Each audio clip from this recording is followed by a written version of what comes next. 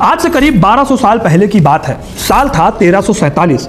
Italy के Sicily शहर के मेसिना बंदरगाह पे 12 जेनाइन जहाजों का इंतजार हो रहा था। ये जहाज ब्लैक सी से लौट रहे थे। लोगों को उम्मीद थी कि ये जहाज बेशकीमती रेशम और मसाले लेकर आ रहे होंगे, लेकिन जब इन जहाजों ने बंदरगाह पर लंगर डाला तो वहां सन्नाटा फैल गया। जब अधिकारियों ने जहाजों के डेक पर कदम रखा तो उनके होश उड़ गए।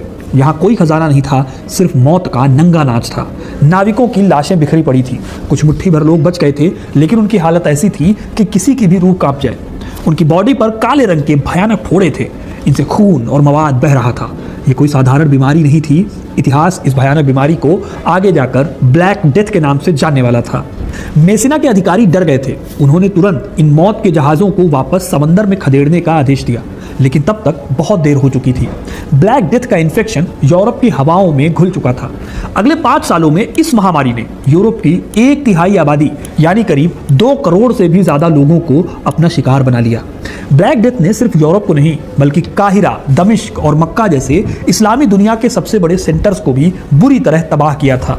लेकिन वहां का नजरिया यूरोप से बहुत अलग था। यह बीमारी मध्यकालीन सत्ता की नींव हिला देने वाला सबसे बड़ा खौफ था। सवाल उठता है कि आखिर कैसे एक ऐसा पैरासाइट जो आंखों से भी नहीं दिखता, उसने दुनिया के पावर स्ट्रक्चर को कैसे तहस नहस कर दिया। आखिर कहां से ये बीमारी आई और आखिर में कैसे इसका इलाज मिला। ये सब जानने के लिए वीडियो को पूरा देखिएगा, क्योंकि अपना इतिहास नहीं जानोगे तो खुद को कैसे पहचानोगे। ब्लैक डेथ की ये मौत यूरोप तक पहुंची कैसे, ये सवाल अपने आप में इंटरेस्टिंग है और इसका जवाब इससे भी ज्यादा दिलचस्प है।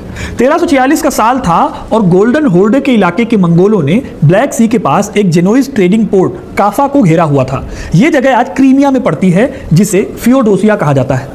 मंगोल्स की सेना में प्लेग फैल चुका था। नोटरी गैब्रिएल डी मूसी ने अपने लेखों में दावा किया है कि मंगोल्स ने अपनी हार देखते हुए एक भयानक चाल चली। उन्होंने प्लेग से मरी हुई लाशों को अपने कैटापुल्ट्स में रखकर शहर की दीवारों के अंदर फेंकना शुरू कर दिया।